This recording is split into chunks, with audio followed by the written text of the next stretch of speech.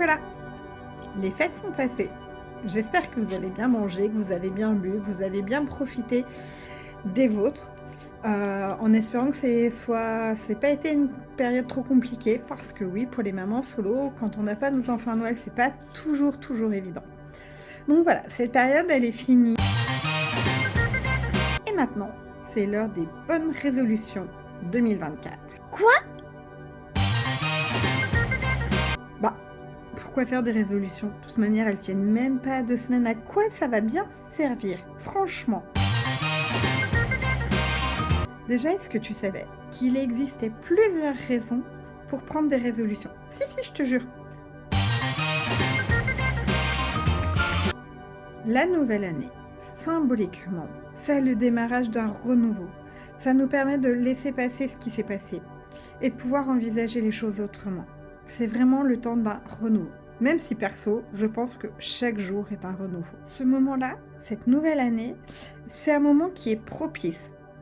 Comme un catalyseur, un accélérateur pour justement atteindre ses objectifs.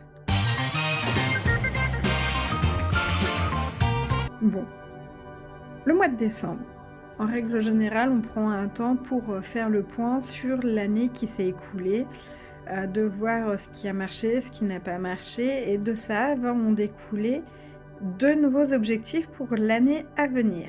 Bon, on a tendance quand même à se focaliser davantage sur les problèmes que sur les choses positives. Donc ces nouveaux objectifs, mieux manger, faire du sport, arrêter la cigarette, arrêter de vouloir égorger les gnomes, va découler de ce qu'on a vécu l'année précédente. Ouais, ouais.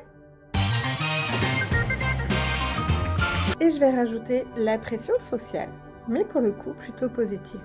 En effet, quand vous êtes plusieurs à prendre la même résolution, typiquement faire du sport, arrêter la cigarette, ça peut avoir l'avantage de justement pouvoir vous entraider à atteindre cet objectif-là. Donc ça peut être chouette et ça peut être hyper motivant.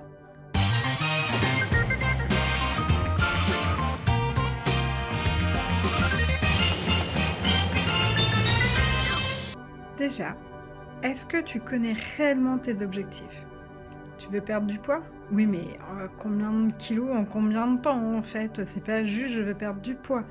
Je veux être plus sereine. Oui, mais ça veut dire quoi concrètement derrière? Quels sont les vrais objectifs que tu veux atteindre cette année? Et si tu veux perdre, je sais pas, 15, 20, 30 kilos, on est là-haut, tout en haut.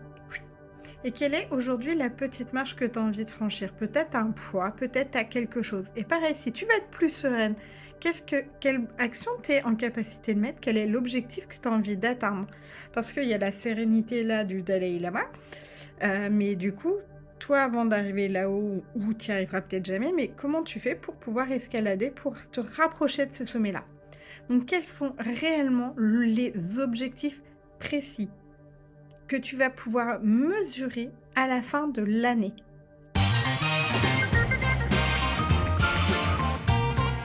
Et du coup, une fois que tu connais tes vrais objectifs, qui sont mesurables et qui sont atteignables,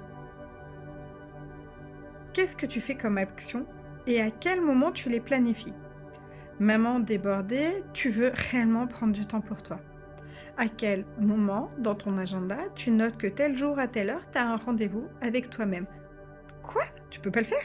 Pourtant, tu notes bien les rendez-vous pour les médecins pour tes enfants, tu notes bien tous tes rendez-vous. Pourquoi tu ne prendrais pas finalement un rendez-vous avec toi-même à ce moment-là? Donc clairement, cette planification, elle est importante également pour pouvoir atteindre les objectifs que tu t'es fixés.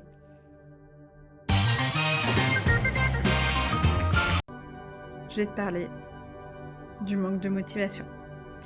Quoi? On est en début d'année, tu as plein d'énergie à revendre, mais en tant que maman, tu voudrais que ta maison soit bien rangée, que tu aies une vie plus saine, que tu fasses plein d'activités avec tes enfants, que tu fasses, ouais, mais ça, c'est ce que la société nous dicte. Mais toi, à l'intérieur de ton cœur, qu'est-ce que tu as réellement envie? Sans parler de la société, oui, il faut que ta maison, elle soit rangée, oui, mais quelles actions tu as envie de mettre en place pour ça? Réellement, qu'est-ce qui te tient réellement à cœur? Quelles sont tes valeurs à toi?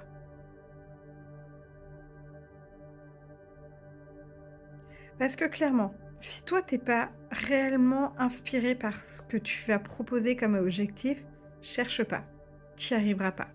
Et au-delà de ne pas y arriver, tu vas t'auto-flageller. Tu vas encore avoir de la culpabilité et clairement, c'est pas l'objectif des résolutions, hein, de te dire: «Ah, encore un truc que je vais pas y arriver». Et pour cela, tu as réellement besoin d'aller à la recherche, à l'intérieur de tes besoins et de tes valeurs propres et pas celles de la société. Bon, clairement, ça, si tu veux mettre des actions en place, tu veux planifier des choses, il va falloir gérer ton temps. Et ça, en tant que maman qui bosse, qui doit gérer 46 milliards de trucs, clairement, s'il n'y a pas une gestion du temps, s'il n'y a pas de planification, clairement, tu coules. Donc la gestion du temps, c'est quelque chose de primordial si tu veux arriver à tes objectifs, arriver à mettre des actions en place. Donc si il n'y a pas de gestion du temps, si tu n'arrives pas à déléguer certaines choses pour pouvoir te libérer du temps, ouais, ouais, papa, il peut être là, hein, ou quelqu'un d'autre peut être là pour te filer un coup de main. Pas toujours, clairement pas toujours. Mais voilà, la gestion du temps, elle est mais hyper importante. Mais mais, il faut garder une certaine flexibilité. Parce que quand on a des enfants, il y a un truc, c'est que c'est bourré d'imprévus. Donc, dans ta gestion du temps, faut rester flexible. Sinon, ça va être compliqué. Et on rajoute à ça la persévérance. Et oui, tout changement va engendrer une certaine résistance. Et qui dit résistance, ben, des fois, on n'a pas envie d'aller plus loin en fait. On se dit: «Ah, j'y arrive pas. Bon bah tant pis, ça sera l'année prochaine». Et oui, mais si ça te tient réellement à cœur, si cet objectif-là en fait, il va connecter à ton cœur, tu vas aller persévérer, tu vas essayer d'aller plus loin. Et peut-être que tu vas vouloir essayer d'aller tout droit. Et si pour atteindre cet objectif-là, tu passais peut-être par un autre chemin, qui sera peut-être un peu plus long, qui sera en tout cas différent, mais tu pourras quand même atteindre ton objectif. Il n'y a pas qu'une seule route pour aller à ton objectif, sache qu'il y en a plusieurs. Et si c'est compliqué, ça va te rajouter du stress, de l'angoisse et de la culpabilité. Et là, c'est mort. On rajoute encore de l'autoflagellation. Et c'est pas cool ça. Et pour terminer, je vais te parler du circuit de la récompense. Mais de quoi je te parle? Tu te rappelles à l'école, en tout cas quand tu étais plus jeune, tu réussissais ou tu faisais une belle action, c'est égal à un bon point. Et bien là, c'est la même chose. Tu réussis un truc dans ton action, tu arrives à mettre quelque chose en place qui dure dans le temps. À quel moment tu ne te récompenserais pas et t'offrirais un petit cadeau pour t'auto-féliciter? Ben oui, t'es adulte, tu vas pas attendre de la part de quelqu'un d'autre, d'un autre adulte, qu'il te félicite. Parce que on n'a pas toujours le soutien et ça, c'est aussi quelque chose de compliqué. Donc tu as le droit d'avoir un petit cadeau, barre de chocolat, mais du bon chocolat, ou quelque chose qui te fait réellement plaisir. Alors, un petit cadeau?